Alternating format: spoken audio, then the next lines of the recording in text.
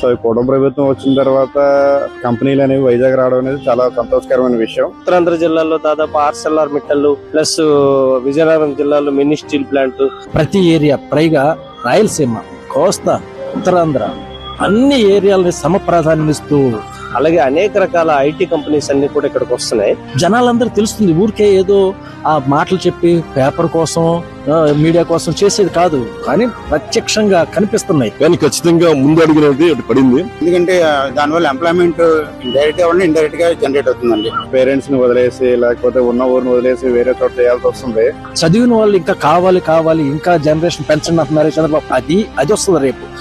జనాలు లేరు, ఇంకా జాబ్స్ ఉన్నాయి అని చెప్పేసి. కాబట్టి భవిష్యత్తులో మన విజయనగరం, శ్రీకాకుళం, వైజాగ్ 3 జిల్లాలు కూడా బాగా అభివృద్ధి చెందే అవకాశం కనిపిస్తుంది. ఈ వయసులో కూడా చేస్తానంటే చాలా గ్రేట్, విజనరీ పర్సన్, నిజంగా గ్రేట్, చాలా వండర్ఫుల్. చంద్రబాబు మోహన్ చేసి చాలా కంపెనీలు వస్తున్నాయి. అదొకటి మెయిన్.